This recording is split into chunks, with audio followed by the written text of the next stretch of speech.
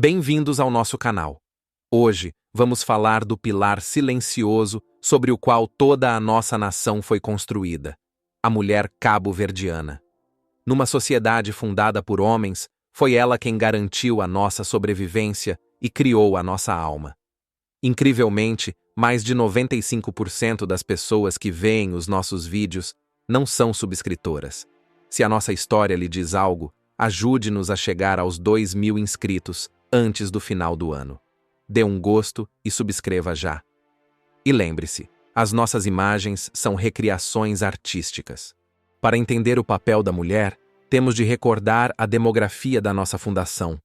A Cabo Verde veio um número muito pequeno de homens europeus, administradores, comerciantes e degredados, e ao mesmo tempo um número massivo de mulheres africanas trazidas como escravas. Esta disparidade de gênero extrema e a natureza do sistema esclavagista criaram uma sociedade onde o pai era muitas vezes uma figura ausente e a mãe tornou-se o único pilar estável. Esta realidade deu origem a uma estrutura social que os sociólogos chamam de matrifocal. Isto não é um matriarcado, onde as mulheres detêm o poder político oficial. É uma sociedade centrada na mãe. A figura da mãe preta, a escrava africana, tornou-se o centro de gravidade da família e da comunidade. Foi ela a âncora que assegurou a sobrevivência física e cultural do novo povo que estava a nascer nestas ilhas. O primeiro papel da mulher africana foi o biológico. Ela foi o ventre da nação. No contexto brutal da escravatura, a violação e a exploração sexual eram sistêmicas. As mulheres escravas eram vistas como propriedade, e os seus filhos, nascidos de uniões forçadas com os senhores europeus, herdavam o estatuto da mãe.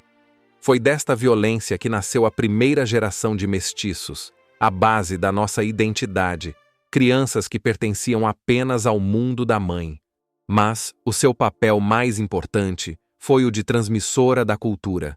Enquanto o homem europeu impunha a sua língua e a sua religião no espaço público, a mulher africana dominava o espaço privado, o espaço da casa, da senzala e da comunidade. Foi ela que ensinou aos seus filhos as primeiras palavras, e foi da sua boca que o criolô, a nossa língua-alma, nasceu, misturando as palavras do Senhor com as estruturas gramaticais e a música das suas línguas maternas. Foi também ela a guardiã da memória. À noite, à volta da fogueira, eram as mulheres mais velhas que contavam as finação, as histórias, os provérbios e as lendas da terra dos seus antepassados. Elas mantiveram viva a ligação à África, transmitindo valores, moralidade e um sentido de história a crianças que nunca veriam o continente. A nossa cultura oral, a nossa sabedoria popular, é uma herança direta destas mães fundadoras. E foi ela a criadora da nossa música de raiz. O batuque, a expressão cultural mais antiga e mais profundamente africana de Cabo Verde, é um domínio exclusivamente feminino. Eram as mulheres que se sentavam em círculo, que batiam no tchabeta, pano enrolado, e que cantavam as suas alegrias, as suas dores e as suas sátiras sociais. O batuque era um espaço de liberdade, de coesão e de resistência cultural que só elas controlavam. Estamos a meio da nossa homenagem à mulher cabo-verdiana, a base da nossa nação. A nossa história não pode ser contada sem ela. Se sente orgulho nesta herança de força, ajude-nos a partilhá-la. Mais de 95% de quem nos vê não é subscritor. A sua subscrição é o que nos permite continuar e nos aproxima da nossa meta de 2.000 inscritos. Por favor, subscreva e partilhe o canal.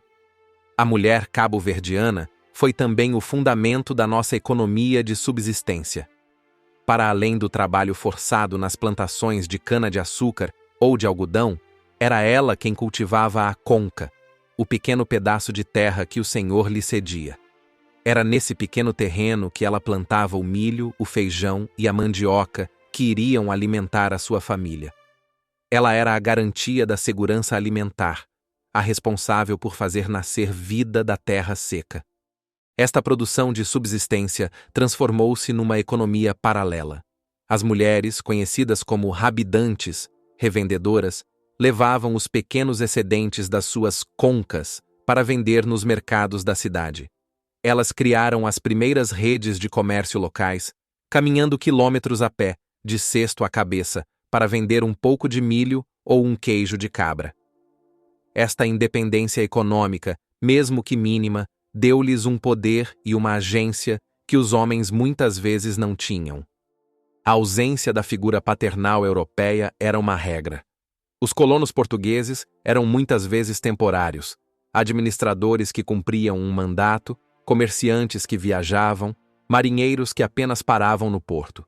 Tinham filhos com várias mulheres escravas, mas raramente os reconheciam ou formavam uma família estável. A criança mestiça crescia num mundo onde a única referência de autoridade, de afeto e de estabilidade era a mãe. Esta estrutura familiar matrifocal tornou-se a norma na sociedade cabo-verdiana e perdura até hoje. A casa, o lar, é definida pela linhagem da mãe. É a mãe, e muitas vezes a avó, que assume a responsabilidade central pela educação dos filhos e pela gestão da economia doméstica. O que nasceu da violência da escravatura tornou-se um modelo social de resiliência e de força, centrado na figura feminina. Com o tempo, surgiu uma nova figura, a dona, a mulher mestiça livre. Muitas vezes filhas de pais brancos ricos que lhes davam a alforria, estas mulheres herdavam propriedades, escravos e negócios. Elas tornaram-se empresárias poderosas, donas de lojas, de terras e de embarcações. Em Ribeira Grande, estas donas eram uma força econômica e social, gerindo as suas casas com mão de ferro e controlando parte da vida da cidade. Esta figura da dona quebra a imagem simplista da mulher como vítima. Ela mostra que, mesmo dentro de um sistema patriarcal e esclavagista, as mulheres cabo-verdianas encontraram formas de navegar o sistema, de acumular capital e de exercer poder. Elas usaram a sua posição intermédia na hierarquia racial para criar um espaço de influência que era único nas colônias portuguesas da época. Em resumo, a mulher cabo-verdiana, começando pela mãe preta africana, foi a pedra angular da nossa sociedade. Foi ela que garantiu a nossa sobrevivência biológica, que criou a nossa língua, que preservou a nossa memória cultural, que cantou a nossa dor no batuque e que garantiu o nosso sustento com a sua horta e o seu comércio. Ela é verdadeiramente a mãe da nação, a raiz da nossa identidade. Obrigado por nos ter acompanhado nesta viagem ao coração da nossa identidade. A história da mulher cabo-verdiana é a história da nossa própria resiliência. Se gostou deste vídeo, mostre o seu apoio com um gosto e uma partilha. E se ainda não o fez, subscreva o canal. A sua participação na nossa comunidade é a nossa maior motivação. Até a próxima.